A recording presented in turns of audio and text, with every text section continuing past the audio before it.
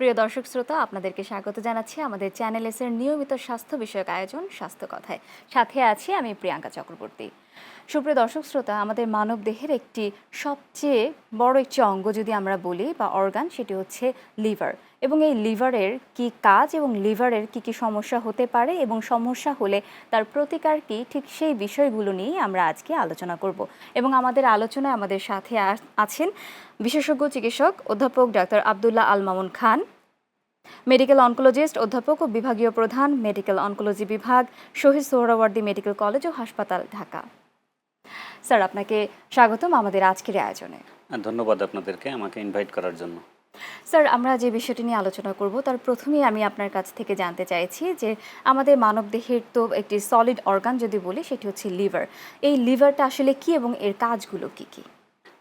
Liver হলো আসলে মানুষের দেহের সবচেয়ে বড় অঙ্গ এবং এটা মানুষের জন্য খুবই এসেনশিয়াল। মেটাবলিজমের প্রধান ভূমিকা লিভার পালন করে থাকে এবং লিভার আপনার মেটাবলিজম বলেন বা ব্লাড সুগার কন্ট্রোল বলেন, তারপরে আপনার মানব দেহের যে ডিটক্সিফিকেশন মানে টক্সিক পদার্থগুলোকে বডি থেকে বের করে দেওয়ার প্রধান ভূমিকা আসলে লিভারই পালন করে থাকেন। তাহলে লিভারে যদি আমাদের যদি কোনো সমস্যা দেখা দেয়, তাহলে কি কি সমস্যা আসলে দেখা দিতে পারে? এটা নির্ভর করে আসলে লিভারে কী ধরনের সমস্যা হতে পারে তার উপরে আসলে লক্ষণগুলো প্রকাশ পেয়ে থাকে বা সেই ধরনের সেই রিলেটেড সমস্যাগুলো হয়ে থাকে। যেমন হেপাটাইটিস এ ভাইরাস আছে, ই ভাইরাস আছে, যেগুলো সাধারণত কিছুদিন রোগ ভোগার পরে কিন্তু ভালো হয়ে যায়। আবার কিছু আছে অন্যান্য যে ভাইরাসগুলো আছে সেগুলো দিয়ে যদি হয়ে থাকে তাহলে কিন্তু একটু লং টার্ম হতে পারে। লাইক যদি বলি হেপাটাইটিস সি ভাইরাস, এটা কিন্তু একটু ক্রনিক ইনফেকশন হয়ে থাকে। আবার বি ভাইরাসের ক্ষেত্রে যদি বলি, এটা অনেক ক্ষেত্রে ভালো হয়ে যায়, কিছু কিছু কেসে অনেক দিন পর্যন্ত থাকতে পারে বা ক্রনিক লিভার ডিজিজ পর্যন্ত করতে পারে। এটা নির্ভর করে আসলে কী ধরনের ডিজিজ হচ্ছে তার উপরে নির্ভর করবে যে লিভারের আসলে মানুষকে কতটা কষ্ট দিবে। ঠিক এরকমই যে লিভারের যে সমস্যাগুলো যদি আমি বলি, তাহলে প্রথমেই আসে যে ফ্যাটি লিভার বা লিভার সিরোসিস হচ্ছে, এরপরে যদি যায় সেটা লিভার ক্যান্সারের দিকে মুভ করে।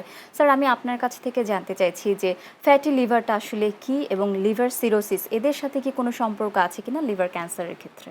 হ্যাঁ, ফ্যাটি লিভার আসলে লিভারে যদি চর্বি জমে জমে গিয়ে থাকে তাহলে এটাকেই কিন্তু আমরা ফ্যাটি লিভার বলে থাকি ইউজুয়ালি মানুষকে খুব সহজভাবে বোঝানোর জন্য। এবং এগুলোর কিন্তু গ্রেডিং আছে। আর্লি গ্রেড যদি আমরা বলি যে ফ্যাটি লিভার গ্রেড 1, 2, 3, তো আর্লি যেটা আছে গ্রেড 1 আসলে দুশ্চিন্তা করার মতো কিছু নেই।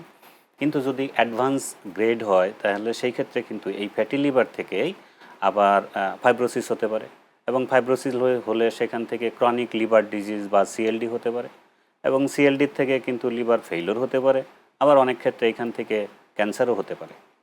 তাহলে এটির সাথে কি সম্পৃক্ততা রয়েছে? তাহলে আমি যদি আপনার কাছ থেকেই জানতে চাই যে ফ্যাটি লিভারের বিষয়টা কিন্তু এখন আমরা সচরাচর শুনতেই পাচ্ছি, সাধারণ মানুষের যে সমস্যাটা দেখা দিচ্ছে। তাহলে আসলে ফ্যাটি লিভার যদি হয় বা একজন সাধারণ মানুষ কি করে বুঝবেন যে তার ফ্যাটি লিভারের সমস্যাটা হতে যাচ্ছে বা হচ্ছে? হ্যাঁ, ফ্যাটি লিভার হলে মানুষ যেমন অ্যাবডোমেনে ডিসকমফোর্ট ফিল করবে, অ্যাবডোমেন মানে পেট একটু সোলেন হতে পারে, মানে একটু বড় লাগতে পারে, ভারী ভারী লাগতে পারে, টায়ার্ডনেস লাগতে পারে, অল্প কাজের পরে হয়তো টায়ার্ড হয়ে যাবে, এরকম হতে পারে। আচ্ছা, এই ক্ষেত্রে অনেকেই বলে সাধারণত যে দেখা যায় রোগী বলছে যে বসতে পারছে না এবং তার পেটের নিচে চাপ পড়ছে, যেহেতু লিভারটা আমাদের ডান দিকেই আছে বুকের হ্যাঁ। নিচে। সেই ক্ষেত্রে মানে যখন রোগী বলবে যে ব্যথা, অনেক ক্ষেত্রেই বলে তার যে লক্ষণগুলো হিসেবে রোগী বলছে তার উপসর্গগুলো যে আমি বসতে গেলে বসতে পারছি না, ব্যথা লাগছে, এই সাধারণ এই লক্ষণগুলোই বলে। কিন্তু সেটাও হতে পারে। হতে পারে তো মেডিকেলের ভাষায় স্যার এই লক্ষণগুলো আপনি বলছেন। ঠিক আমি যদি আপনার কাছে জানতে চাই যে ফ্যাটি লিভারের সাথে এর পরের ধাপটাই কি লিভার সিরোসিস, নাকি লিভার সিরোসিস অন্য কোনো মাধ্যমে হতে পারে? অন্য কোনো মাধ্যমেও হতে পারে, ভাইরাল ইনফেকশন থেকে হতে পারে। এরপরে আছে আপনার আফলাটক্সিন বলি আমরা, কিছু ফাঙ্গাল ইনফেকশন, সেখান থেকেও হতে পারে সিরোসিস। আবার হেভি অ্যালকোহলিজম যদি থাকে, অনেক বেশি অ্যালকোহল খাচ্ছে, সেখান থেকেও হতে পারে। সিরোসিসের আসলে অনেকগুলো কারণ আছে। এছাড়া আছে বংশগত হিমোক্রোমাটোসিস বলে, যেটা আয়রন লোড হয়ে বডিতে, কিন্তু সেটাও লিভার সিরোসিস হতে পারে। এরকম অনেকগুলো কারণ আছে। অনেকগুলো কারণেই হতে পারে। স্যার, আমি আপনার কাছ থেকে জানতে চাইছি যে আমাদের বাংলাদেশের প্রেক্ষাপটে আমাদের সাধারণ মানুষের মধ্যে এই লিভার ক্যান্সারের ঝুঁকিটা কেমন? আমাদের দেশে যে লিভার ক্যান্সারগুলো হয়ে থাকে, এটা আসলে বেশিরভাগ ক্ষেত্রে হয় হ্যাপাটাইটিস বি ভাইরাস বা সি ভাইরাস রিলেটেড। অন্যান্য যে কজগুলো আছে লাইক অ্যালকোহল যেটা আছে, বা বাংলায় যদি আমরা বলি যে মদ, সেটা আমাদের দেশের মানুষ খুব কমই খেয়ে থাকেন, এবং এটার থেকে আসলে লিভার ক্যান্সার হওয়ার মতো পার্সেন্টেজ আছে একেবারেই কম। এবং আমাদের দেশে যেগুলো হয়ে থাকে সেগুলো ম্যাক্সিমামই হলো ভাইরাল ঘটিত, এবং ম্যাক্সিমাম ক্ষেত্রে হ্যাপাটাইটিস সি ভাইরাস এবং হ্যাপাটাইটিস বি ভাইরাস দায়ী। বি এবং সি ভাইরাসটি মূলত বাংলাদেশের প্রেক্ষাপটে দায়ী বলে আপনি মনে জি করছেন যে কারণ অ্যালকোহলিক ব্যাপারটা যদি বলে আমাদের দেশের প্রেক্ষাপটে এটির খুব একটি সচরাচর জি ব্যবহার হচ্ছে না। স্যার, আমি আপনার কাছ থেকে আরও একটি বিষয় জানতে চাইবো যে এই যে হেপাটাইটিস বি এর বিষয়টি আসছে, এটি কি বংশানুক্রমিকভাবে ট্রান্সমিটেড হচ্ছে কিনা? হ্যাপাটাইটিস বি ভাইরাস বংশানুক্রমে এটা ট্রান্সমিশন হতে পারে, এবং এই ক্ষেত্রে যদি আমরা দেখে থাকি যে মায়ের হ্যাপাটাইটিস বি ভাইরাস পজিটিভ আছে, তাহলে সেই ক্ষেত্রে জন্মের পরই কিন্তু এটা মানে প্রোটিন দিয়ে বা ইমিউনোগ্লোবুলিন দিয়ে কিন্তু বাচ্চাকে সুরক্ষিত রাখা যায়। আর আমাদের দেশে কিন্তু ইপিআই শিডিউলের সাথে এখন হ্যাপাটাইটিস বি ভাইরাসের ভ্যাকসিন দেওয়া হয়। কাজেই এখন আমরা আমরা মানে বাংলাদেশ কিন্তু ইপিআইতে অনেক সাকসেসফুল, এবং এই ক্ষেত্রে বলা যায় যে হ্যাপাটাইটিস বি ভাইরাস মোটামুটি কাভারেজের মধ্যে আছে। তবে দুশ্চিন্তার বিষয় হলো হ্যাপাটাইটিস সি ভাইরাস, যেটার আসলে আর্লি শনাক্তকরণ গেলে হয়তো প্রিকশন নেওয়া যেতে পারে, কিন্তু এটার প্রতিরোধ করার মতো আসলে কোনো মেডিসিন কিন্তু আমাদের নেই। ভিটামিন আমাদের যদি বলি হেপাটাইটিস সি সি এর ভাইরাস, বিষয়টা, জি সি ভাইরাসটা এটির প্রতিষেধক আমাদের কাছে নেই। আমরা নেই, হয়তো বা প্রিকশন নিতে পারি, জি কিন্তু প্রতিষেধক আমাদের এখনো জি নেই।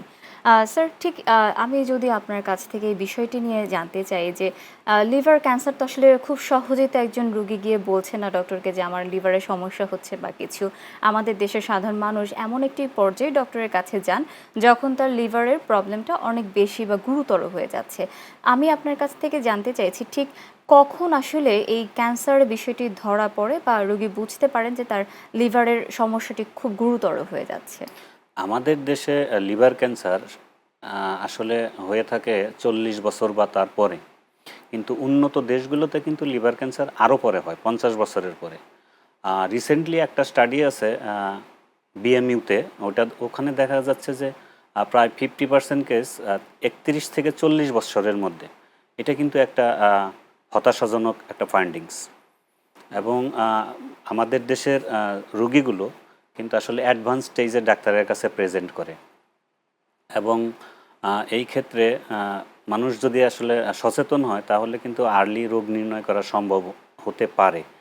এবং সেই ক্ষেত্রে যে লক্ষণগুলো মনে রাখা উচিত, যে হঠাৎ করে যদি খাবারে একেবারে অনীহা হয়ে যায়, ওজন কমে যায়, তারপরে ম্যাক্সিলারি প্রমিনেন্স যেটা বলি আমরা, বা এই দিকে হলোচিক বলি, মানে দুই পাশের এটা চেপে যায়, আর ডান পাশে পেটের ডান পাশে উপরের দিকে যদি ব্যথা হয় অথবা বড় হতে থাকে পেট, তাহলে কিন্তু আসলে ডাক্তারের শরণাপন্ন হওয়া উচিত। এই ক্ষেত্রে তো জন্ডিসের লক্ষণটাও তার নিশ্চয়ই দেখা দিতে পারে। জি তাহলে পেটে ব্যথা, এরপরে তার যদি ওজন কমে যায় বা তার যদি জন্ডিস হয়, তাহলে একটি হ্যাঁ সতর্ক বার্তা দিচ্ছে যে তার লিভারের সমস্যা দেখা দিতে জি পারে।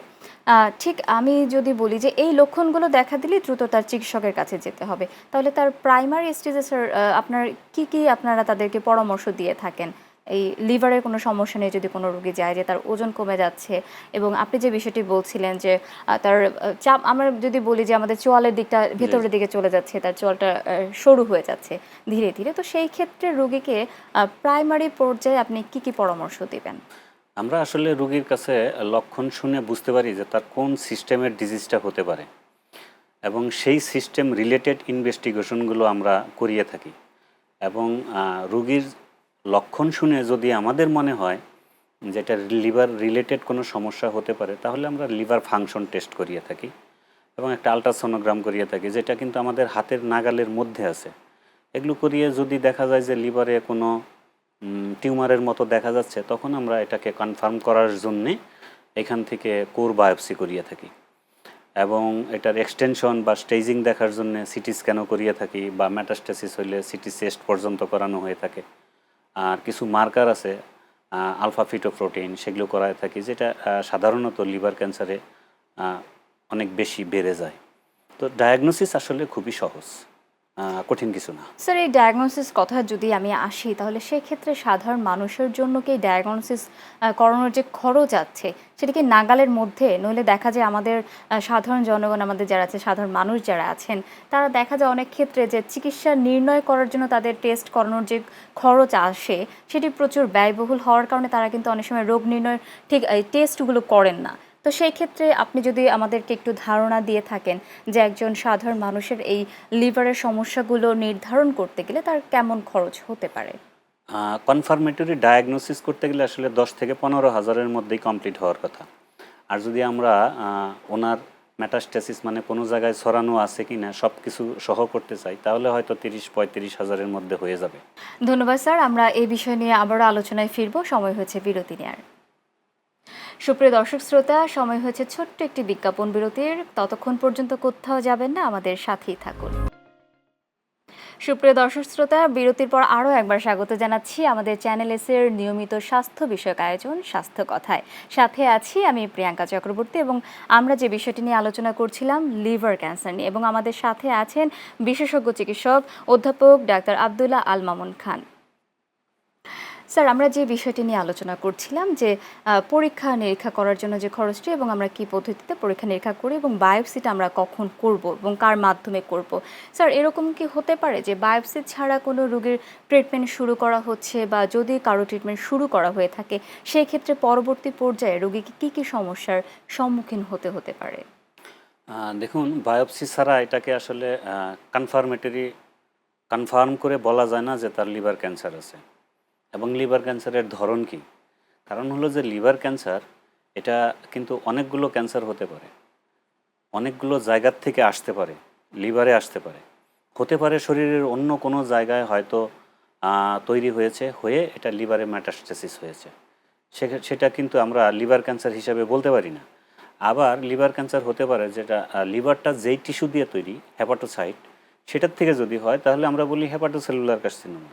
এটার চিকিৎসা একরকম। আবার এই লিভারটাকে যে ধরে আছে এবং লিভার টিস্যু, এর কিন্তু সাপোর্টিভ কিছু টিস্যু আছে, কানেকটিভ টিস্যু আছে, সেখান থেকে যদি হয় তাহলে কিন্তু এটার নাম হলো সার্কোমা। তো এটার চিকিৎসা কিন্তু ভিন্ন। কাজে বায়োপসি ছাড়া আসলে চিকিৎসা শুরু করা উচিত না। যদি এটার কোনো এরকম ক্ষেত্রে, কোনো রিকমেন্ডেশন নাই। তাহলে ঠিক স্যার, যদি কারো ক্ষেত্রে এরকম হয়ে থাকে, তাহলে সেক্ষেত্রে কি করণীয়? এটার আসলে রাষ্ট্রীয় কোনো বিধান আছে কিনা এটা আমার জানা নাই। তবে চিকিৎসা রোগ একেবারে কনফার্ম না করে চিকিৎসা শুরু করাটা আমার মনে হয় এটা ক্রাইম হবে। কারণ হলো ক্যান্সারের চিকিৎসা, এই চিকিৎসার সাইড ইফেক্ট আছে এবং এই চিকিৎসা অনেক ব্যয়বহুল। তাহলে হবে কি, যদি আমরা সঠিকভাবে রোগটা নির্ণয় না করি এবং সঠিকভাবে নির্ণয় না করে চিকিৎসা শুরু করি, তাহলে হবে কি, রোগীর রোগ ভালো হবে না, রোগীর ঔষধের সাইড ইফেক্ট হবে এবং অর্থনৈতিকভাবে রোগী ক্ষতিগ্রস্ত হবে। আমাদের সরকারি হসপিটালগুলোতে কি এই সেবাগুলো দেয়া হচ্ছে কিনা, এবং আমাদের বাংলাদেশের ঢাকা ছাড়া বা অন্যান্য জেলায় এই সুযোগ সুবিধা পাচ্ছেন কিনা? ঢাকা ছাড়া অন্যান্য জায়গাতে হেপাটোসেলুলার ক্যান্সার বা লিভার ক্যান্সারের চিকিৎসা হয়, সেটা কেমোথেরাপি পেতে পারে, ইমিউনোথেরাপি পেতে পারে বা টার্গেটেড থেরাপি পেতে পারে। কিন্তু অন্যান্য যে মডালিটিসগুলো আছে, লাইক সার্জারি অথবা ক্রায়োথেরাপি, রেডিওথেরাপি, দু একটা জায়গায় আছে, লাইক বগুড়াতে হয়তো আছে, টিএমএইচএস আছে। বাংলাদেশের সরকারি হাসপাতালগুলোতে এগুলোর ফ্যাসিলিটিস এখনও অ্যাভেলেবল হয়নি। এখনো অ্যাভেলেবেল হয়নি রোগীদের জন্য। তাহলে বলাই যাচ্ছে যে এটি ব্যয়বহুল হতে পারে রোগীর জন্য। ব্যয়বহুল। ব্যয়বহুল হতে তবে পারে। সরকারি কিছু প্রতিষ্ঠানে লিভার ট্রান্সপ্লান্টেশন হচ্ছে, লিভার সার্জারি হচ্ছে, এগুলি সরকারি প্রতিষ্ঠানে হচ্ছে, বেসরকারিতেও হচ্ছে। এগুলো কি শুধুমাত্র ঢাকামুখী নাকি অন্যান্য? ম্যাক্সিমাম ঢাকামুখী। ম্যাক্সিমাম ঢাকামুখী। হ্যাঁ। তাহলে সেক্ষেত্রে দেখা যাচ্ছে যে আমাদের দেশের অন্যান্য জেলার লোকজনকে সেই ঢাকামুখী হতে ঢাকায় হচ্ছে। আসতে হয়। তাহলে সেক্ষেত্রে অবশ্যই তো বিভিন্ন জেলায় এর প্রসার হওয়াটা খুব বেশি জরুরি জি। বলে।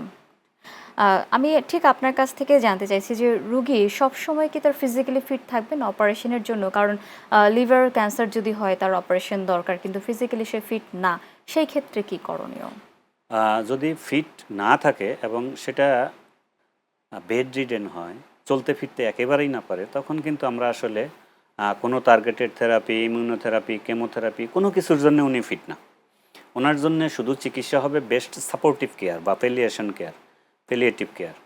মানে হলো যে ওনার যে লক্ষণগুলো থাকবে সেগুলোর কেয়ার নিতে হবে, নিউট্রিশনাল সাপোর্টটা দিতে হবে, এবং নিউট্রিশন সাপোর্ট এবং প্যালিয়েটিভ কেয়ার করে যদি ওনাকে ইমপ্রুভ করা যায়, পারফরম্যান্স স্ট্যাটাস যদি ইমপ্রুভ করে, তখন আমরা চিন্তা করব অন্যান্য চিকিৎসা দিতে, পরবর্তী ধাপের চিকিৎসা নিয়ে আমরা পরবর্তী ধাপের চিকিৎসা চিন্তা দিতে। করব।